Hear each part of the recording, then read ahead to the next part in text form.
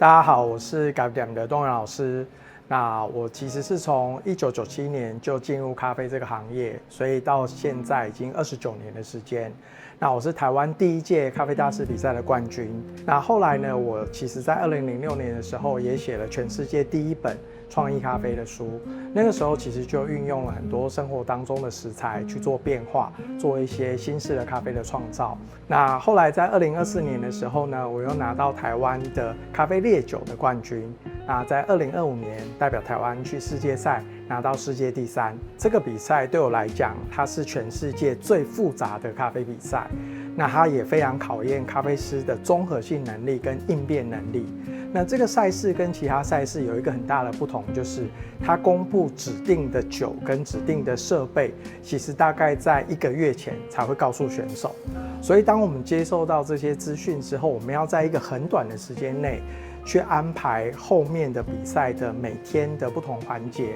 所要展现的东西。它3天的赛事其实都不一样，所以你可以想象得到我们在做这个比赛的准备是很复杂的。第一天的赛事呢，叫做 Spring Bar， 也就是烈酒吧台。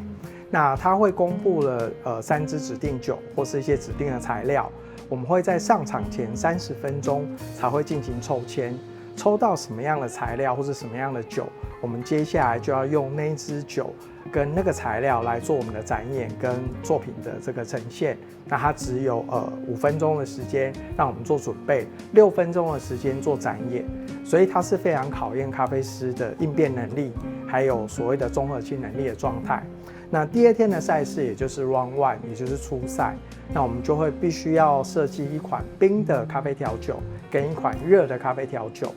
那而且我们要包含所有的介绍、所有的展演，然后所有的这种服务。那我们只有10分钟的时间要做好这2个作品，而且每个作品各2杯。那到了第3天的决赛，其实赛事的内容又不一样。我们必须要做指定的爱尔兰咖啡，它会有指定的 whisky， 然后呢也会有另外一款自创的调酒。所以你可以想象，我们在这么短的时间，就只有1个月的时间，然后要准备3天不同的赛事内容，而且每天回去之后都要做这种赛事的转换。所以其实这个对于咖啡师是非常考验他的综合性能力，还有他的应变能力。所以我才会说，这个比赛对我来说是全世界最复杂的一个咖啡比赛。对于这一次呢，就是公布的指定的赞助磨豆机呢，就是 Fanbook。对我来说，其实我那时候听到 Fanbook 就是赞助这个比赛，其实我很开心，因为在很早之前我就关注了这个品牌。那时候就看到了很多介绍，就是它在使用上其实是非常便利的，然后呢，拆解的部分也是非常方便。所以后来呢，我就对于这个Fanbook 这个磨豆机呢，就产生很高度的兴趣。那后来也是因为比赛，所以我们就采购了1台。那我们在使用的过程就发现它有非常多的优点。第一个就是它的稳定性，因为其实在做咖啡赛事的时候，它很重要就是我们研磨的稳定性要非常的好，要不然它没有办法照着我们想要设定的风味去做呈现。那会有这么稳定的状态，跟它的低转速其实就有很大的关联性。其实很多磨豆机虽然我调好了研磨度，可是我们可能会在操作的过程会经常发现它的研磨出来的粉末状态会不太一致，或是出粉的状态也是不稳定的。然后呢，它可能会有比较多的残粉，所以会造成我们在所谓的取用我们的咖啡粉的时候，经常会有误差。那我对于 Fanbook 的表现就会很满意，我觉得它在这个部分其实是非常稳定的，而且出粉的残粉率非常的少，所以我可以让我的咖啡研磨之后充分的被运用上。还有我们在做研磨度的调整，它是一个非常多段式的调整方式，所以我们可以很轻易的去调整到我们所需要的研磨刻度状态，让我们在冲煮的时候充分把我们的咖啡的风味展现出来。那另外一个我觉得很重要就是清洁，有些磨豆机你要做一些拆卸，要把它的刀片拆解出来，做一个比较好的清洁，其实是非常不容易。可是其实 Fanbook 它在拆解所谓的分解这个磨豆机不同的部件，其实非常轻易、非常简单的。所以我随时如果想要做清洁，而去更换不同的豆子做使用的时候，它是一个非常好的去做这样子操作的一台磨豆机，因为它几乎可以拆解所有的部位，然后很轻易的可以做好所有的清洁。所以当我们在转换使用的豆子或是研磨度的时候，我们就可以很轻易的可以做到这件事情。那我觉得这个是对于很多选手来讲，或是使用者来讲很重要的。另外，其实对我自己来讲，还有一个很重要的部分，是因为它的电压。因为我其实经常要世界各地到处跑，那我有时候去一些不同的国家做展演的时候，每个国家的电压的状态不太一样，所以我就不用担心说哇还要做什么电压的转换这件事情。所以对我来讲，它是一个功能性非常强大的一款磨豆机，而且它也很轻巧。所以我携带是一个很方便的状态，也不会像一般的磨豆机非常的笨重。那它又可以磨意式，又可以磨手冲，也可以做爱乐压啊，做各种不同的冲泡方式的研磨。那另外的话呢，我觉得对于很多人来讲，还是风味的表现，因为风味的表现其实才是最重要的。那很多磨豆机呢，它在于风味的表现上来讲，它很容易因为我们使用了不同的器具，风味的风格上其实就会产生不稳定的状态。那我目前使用 Fanbook 的状态，不管我今天是做手冲，或是做意式，甚至以其他的冲煮方式，我认为它的风味的稳定性都是非常好的状态。那这也是我认为，就是 Fanbook 这台磨豆机是一个让我觉得我很喜欢的这个状态，这样子。OK， 那我们现在来煮 Espresso 的部分。那我今天使用的这款咖啡呢，是我们的21周年的纪念配方。那我使用了2种豆子，一支是我当时是去世界赛，就是2007年的时候用的哥斯达黎加的拉米尼卡，那它就代表了传统的风味。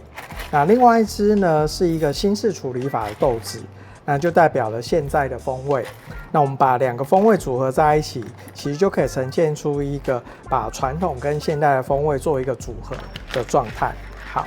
那我们取到我们要的咖啡豆之后呢，我们就来进行研磨。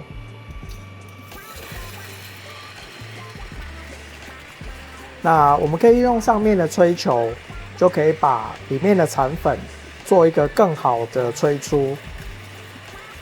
那这样我们就可以让我们取用的咖啡豆可以顺利的完全研磨成粉末，而且比较不会造成一些浪费的状态。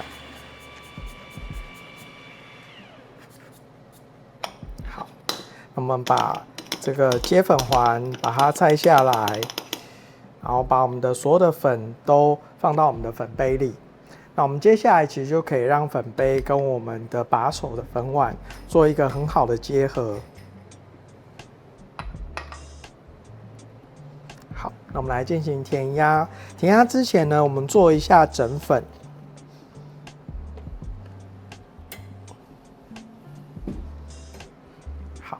那我们使用就是拉霸机来做萃取，那这种拉霸的特性就是它前面可以形成一个比较大的压力值，可以让我们充分的把咖啡的风味萃取出来。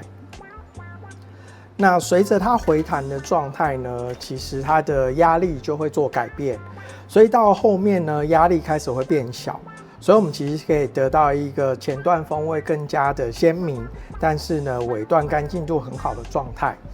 那而且我其实在煮浓缩的时候，我很喜欢煮这种，就是比较像是我刚入行的时候那种传统的一种煮法。我们会开玩笑叫做就是酱油膏 espresso， 就是因为它萃取的时间很长，然后呢，你可以看到它几乎是一个用滴的状态。那这个时候它就可以产生一个很浓稠的口感，而且风味的干净度会比你想象中干净非常的多。那这也是很多人在喝到这样子的 espresso 的时候会很惊讶。那它也非常考验磨豆机的研磨的出来的粉末状态跟稳定性。所以说，其实好的磨豆机也才能够让这样子的表现方式可以很好的呈现出来这样子。那我们等一下取到我们所需要的咖啡的量，我们就会把它就是用另外的杯子去承接，就会完成我们这个就是类似酱油膏 espresso 的萃取。好，我们就完成了。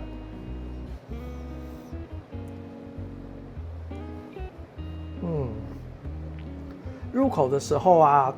整个风味就在你嘴巴里面像炸开这样子，然后会有非常明显的一些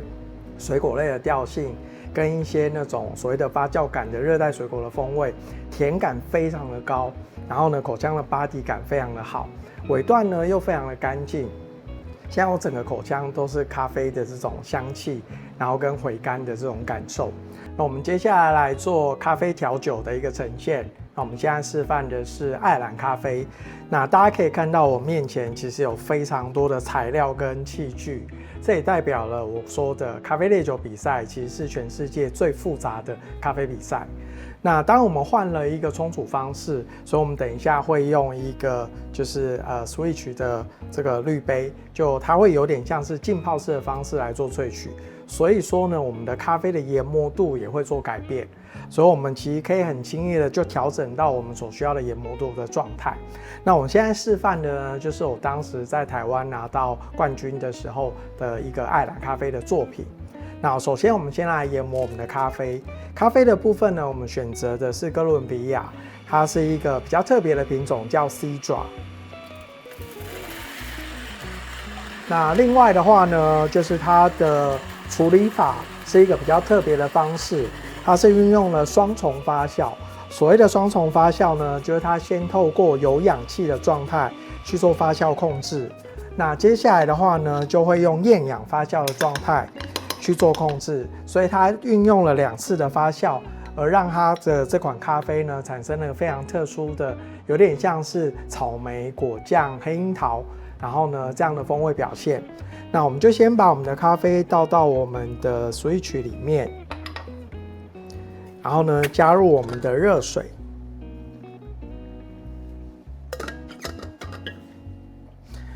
那我们进行搅拌。那这样子的操作方式呢，其实对于很多尤其是酒吧的这个调酒师来讲，它是一个非常轻易可以操作的方式，因为我们希望我们的咖啡可以在所谓的重现性上来讲，可以做到很好的设定，所以你可以很轻易的在酒吧、在咖啡店，甚至在家里，很容易可以去操作出我们所需要的这样呈现跟表现。那我们的研磨度呢，会比一般的类似手冲的研磨度再更细一点。这样的话呢，就可以加速我们的萃取状态，可以让我们更快的得到饱满的风味，而且呢，萃取时间不会太长。那尤其是对于酒吧来讲，节奏比较快的状态，它就可以做到很好的控制。那爱尔兰咖啡呢，其实它主要有几个材料。第一个的话呢，我们会加入，当然是咖啡之外，就会有我们的酒嘛。我们的酒用的是格马兰的雪莉3桶，那它的风味的表现呢，就会有很明显的雪莉桶的风味，然后呢，会有一些橡木的这种风味之外呢，它会有一些莓果类的调性。那接下来的话呢，我们要加入的就是糖的部分。糖的部分我选择2种糖，一个是甜菜糖，它可以让咖啡的风味展现得更好，可以让我们的风味的稳定性得到一个更好的呈现。那另外的话呢，我们会加入的这个是台湾很特有的一种蜂蜜，叫做酸藤花蜜。然后呢，它会有一个红色的花香。那所以我运用2种糖来增加我们的层次跟丰富度。那我们就可以把我们的咖啡做一个过滤。那在等待过滤的时候，我们就来做所谓的鲜奶油的 shake。那我选择的是爱尔兰的鲜奶油，那它会有一个很明显的类似香草的这种风味，所以当我们 shake 完之后呢，它会有一点点类似融化的香草冰淇淋的这种感受。那你会发现我们用的不是一般的雪克壶，原因就是因为当我们用这种 dry shake 的方式，一般的雪克壶呢，我们容易因为我们的手去接触，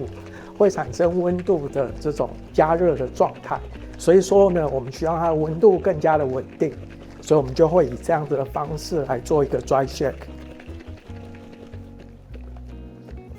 那我们就倒到我们的滤网，稍微做一下过滤，让它的口感更加的细致跟滑顺。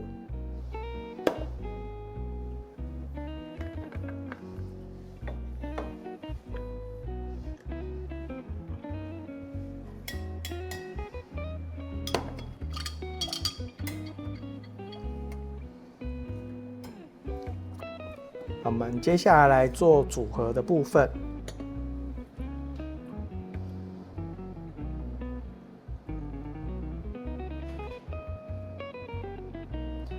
那在做爱尔兰咖啡的时候啊，它的这个鲜奶油跟我们的咖啡的这个分线，其实在比赛来讲是一个很重要的部分。所以我们其实可以透过这个喷枪，让我们的表面的那个气泡把它喷掉，就是烧掉。这样的话，它的这种线条的分明性就会变得更好。那么缓慢的倒入到我们的杯中。它就可以形成一个非常漂亮的分层。好，那我们就完成了我们的爱尔兰咖啡，请享用。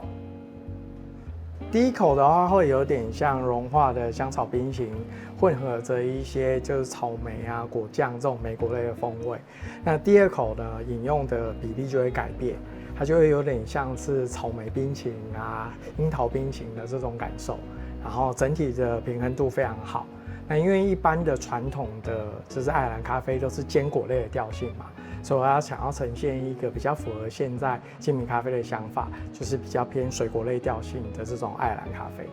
那我们接下来做手冲的部分。那现在选的这款咖啡呢，是伊索比亚蜜处理的咖啡，它是一个叫 Coca 的处理厂。那蜜处理呢，它的特性就是保有水洗的干净度，但是又有一些日晒的特殊发酵感的风味。那所以我很喜欢它的一些花香啊、水果类的调性的表现。那我们在研磨之前呢，我们会做一个比较特别的事情，我们会先用液态氮，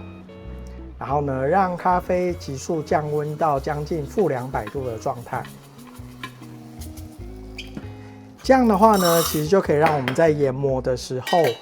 它的摩擦热造成芳香物质的损失就可以降到最低。那另外的话，就是因为我们更换了变成手冲的模式，那我们就可以很轻易的让 Fanbook 就转换到我们所需要的研磨的粗细度。那通常我们用液态氮过完之后，你闻一下或是摸一下，你就会发现它还是冰的，然后呢香气会闷闷的，就代表芳香物质被很好的留在我们的粉里面。好，接下来我们来取热水。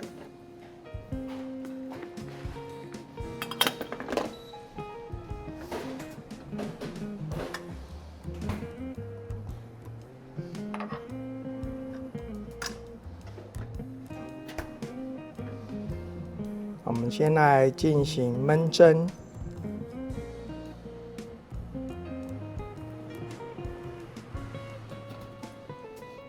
焖蒸呢，就可以让我们咖啡里面的二氧化碳气体做一个充分的排出，让我们接下来进行正式的咖啡风味物质的萃取，可以做到一个更完整的状态。那我们接下来进行第一段风味物质的萃取。其实浅烘焙的豆子的第一个段落都是花香、水果类的风味跟一些酸质，所以我们把所有的咖啡粉都带动起来之后呢，我们就可以用小一点的水流去做注水，这样呢就代表说水穿透咖啡粉的速度会比较缓慢，这时候就可以让前段的花香、水果类的风味跟酸质的表现变得更加的明亮跟饱满。那中间的段落就是它的果汁感跟甜感，所以你可以看到我们做了一个停顿注水，所以就代表说我们会用更慢的速度来萃取中段的甜感的表现，所以中间会有一个上扬的甜感的表现，就是因为我们做了一个中段停顿的一个手法。所以我们其实冲煮的逻辑跟一般的咖啡师也不太一样，一般的咖啡师看的是粉水比，我们看的是粉液比。我们看的是咖啡粉跟咖啡液体的比例关系，在不同的风味段落做不同的控制。因为如果你看的是粉水比，你怎么知道你现在的水是还在滤杯里做萃取，还是它已经通过滤杯到了下壶？所以其实你是处在不确定风味的状态，在做冲煮的控制。那第三个段落呢，我们就会用大一点的水流去做注水。这样呢，让它穿透的速度加快，我们就可以让第三段的风味强度其实可以降低一点。那尾段呢，我们就可以控制我们要的萃取风味段落。到了我们要的风味段落，我们其实就可以把我们的滤杯挪开。这样的话呢，尾段其实就可以断在我们所需要的风味段落，而干净度也会变得比较好。好，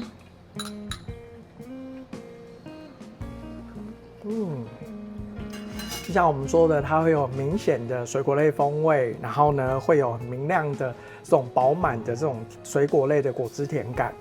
那我们通常让消费者饮用的时候呢，我们会准备2种杯子，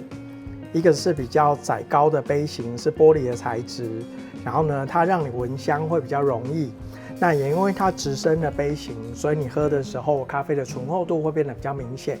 外翻的杯型呢又是陶瓷的材质，我们是刻意不温杯的，所以它更快的把热度吸走，所以这个时候温度会降得稍微低一点，然后你就可以感受到更明显的咖啡的明亮度跟酸质的表现。那我们透过这样的演示，其实就可以让你感受到更完整的这个咖啡风味，而且它的干净度非常的好，然后呢风味的饱满性非常的强。那这就是因为磨豆机研磨出来的粉末的这种粒径分布的状态，可以让我们的咖啡的表现、手冲的表现变得更好跟更棒。